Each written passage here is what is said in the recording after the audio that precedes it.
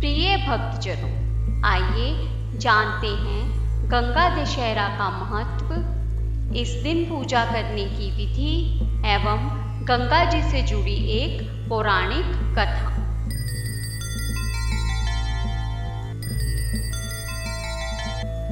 गंगा दशहरा के पवित्र दिन जो भी व्यक्ति विधि विधान अनुसार किसी भी पवित्र नदी या कुंड में स्नान कर अपनी श्रद्धा के अनुसार दान करता है, उसे न केवल अपने सभी पापों से मुक्ति मिलती है बल्कि कई महायज्ञों के समान पुण्य भी प्राप्त होता है।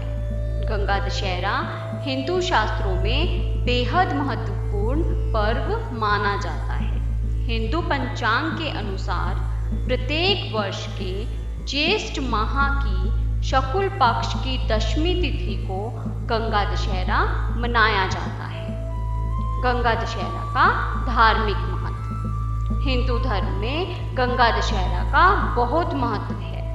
ये दिन माँ गंगा की जयंती के रूप में मनाया जाता है, अर्थात यही वो पावन तिथि है जब माँ गंगा स्वर्ग से उतरकर पृथ्वी पर आई थी और उसी दिन इस तिथि पर माँ गंगा का पूजन करने की परंपरा की शुरुआत हुई। इस दिन को लेकर ये माना गया है कि जो भी व्यक्ति इस खास दिन गंगा में स्नान कर दान करता है, उसके सभी तरह के पाप धुल जाते हैं व व्यक्ति को पुण्य की प्राप्ति होती है। यही मुख्य कारण है कि इस दिन दान पुण्य करना शुभ माना गया है। सच्चे भाव से षोडशोपचार से माँ गंगा की पूजा अर्चना करें। इस दौरान आप घर पर ही माँ गंगा रूपी गंगा जल का अपने घर के पूजा स्थान पर विधि विधान अनुसार पूजन करें। पूजन के दौरान विशेष रूप से निम्नलिखित मंत्रों का उच्चारण करें।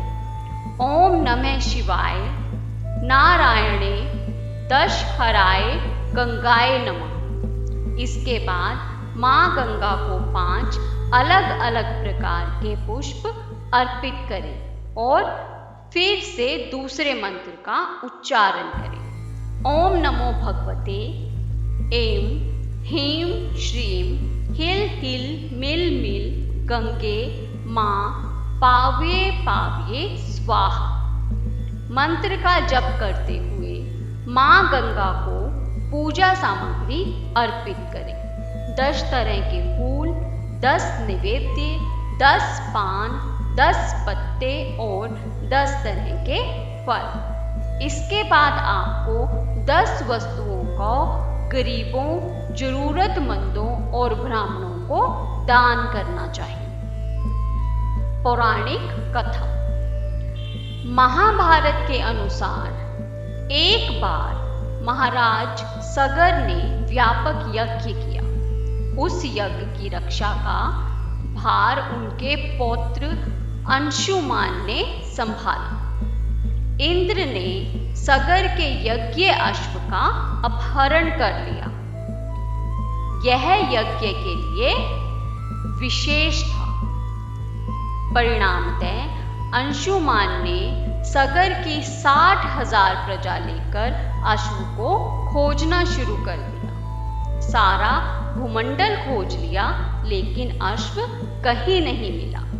फिर अश्व को पाताल लोक में खोजने के लिए पृथ्वी को खोदा गया। खुदाई पर उन्होंने देखा कि साक्षात भगवान महर्षि कपिल के रूप में तपस्या कर रहे हैं।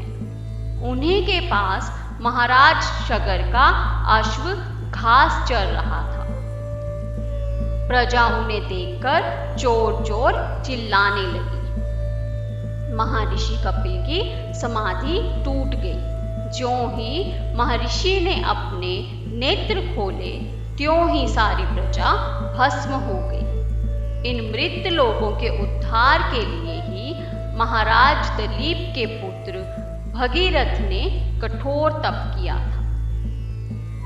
भगीरथ के तप से प्रसन्न होकर ब्रह्मा ने उनसे वर मांगने को कहा, तो भगीरथ ने गंगा की मांग की थी। इस पर ब्रह्मा ने कहा, राजन, तुम गंगा का पृथ्वी पर अवतरण तो करना चाहते हो, परंतु क्या तुमने पृथ्वी से पूछा है कि वह गंगा के भार तथा वेग को संभाल भी पाएगी? मेरा विचार है कि गंगा के वेग को संभालने की शक्ति केवल और केवल भगवान शंकर में है। इसीलिए उचित यह होगा कि गंगा का भार एवं वेग संभालने के लिए भगवान शिव का अनुग्रह प्राप्त कर लिया जाए। महाराज भगीरथ ने वैसा ही किया। उनकी कठोर तपस्या से प्रसन्न होकर ब्रह्मा जी ने गंगा की धारा को अपने कमंडल से छोड़ा। तब भगवान शिव ने गंगा की धारा को अपनी जटाओं में समेटकर जटाएं बांध ली। इसका परिणाम यह हुआ कि गंगा को जटाओं से बाहर निकलने का पथ नहीं मिल सका। अब महाराज भागीरथ को और अधिक चिंता हुई। उन्होंने एक बार फिर भगवान शिव की आराधना में घोर तप शुरू कर दिया। तब कहीं भगवान शिव ने गंगा की धारा को मुक्त करने का वरदान दिया। इस प्रकार शिवजी की जटाओं से छूटकर गंगा जी हिमालय की घाटियों में कल कल निनाद करके मैदान की ओर मुड़ी। इस प्रकार भगीरथ पृथ्वी पर गंगा का वरण करके बड़े भाग्यशाली हुए। उन्होंने जनमानस को अपने पुण्य से उपकृत किया। युगों युगों तक बहने वाली गंगा की धारा महाराज भगीरथ की कष्टमयी साधना की गाथा कहती है। गंगा प्राणी मात्र को जीवन दान ही नहीं देती, बल्कि मुक्ति भी देती है। इसी कारण भारत तथा विदेशों तक गंगा की महिमा गाई जाती है।